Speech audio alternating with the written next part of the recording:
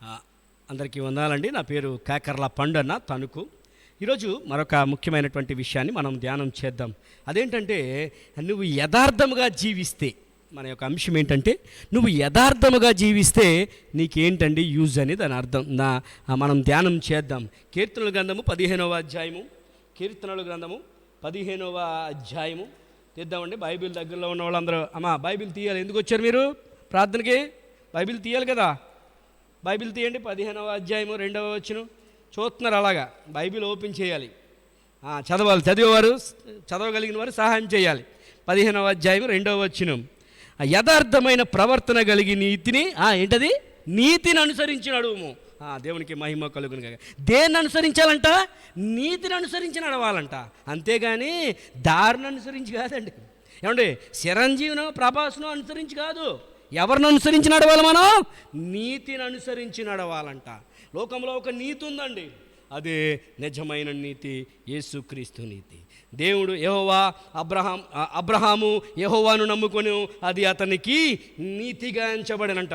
అందుకనే మనము దేవుణ్ణి నమ్ముకుంటే నీకు నీతి అవుతుందండి. హల్లెలూయా. అందుకనే నీతి కలిగి మనము గనక నీతి కలిగి మనము నడిస్తే ఏమవుతుందంట? 6వ అధ్యాయం 15వ అధ్యాయం 2వ వచనం ఏంటంటది?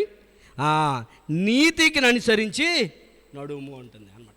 నీతిని అనుసరించి నడవాలండి మనము. అప్పుడు నీకు ఏం జరుగుతుందని బైబిల్ సెలవిస్తూ ఉందంటే, దేవుడు వారిని ఏం చేస్తాడంటే తోడుంటాడంట.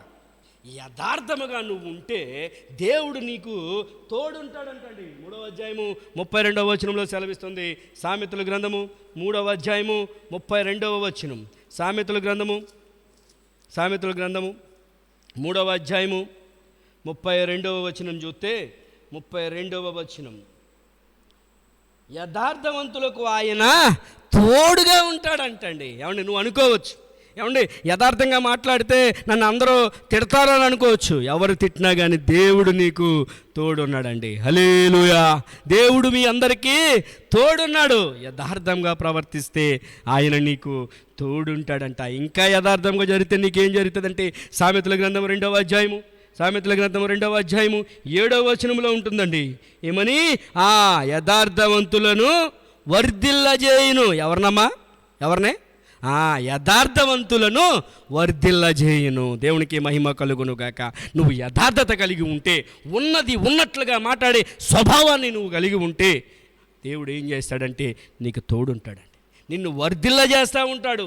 దేవునికి మహిమ కలుగు. నువ్వు అనుకోవచ్చు, నేను మాట్లాడుతున్నాను, నేను నిజం మాట్లాడితే నన్ను అందరూ ఏమంటారు, తిడతారు అనుకోవచ్చు. కాదమ్మా, వాళ్ళు తిట్టినా కానీ నువ్వు నిజాన్నే మాట్లాడాలి, యథార్థముగా ఉండాలి, ఉన్నది ఉన్నట్లుగా ఉండాలి.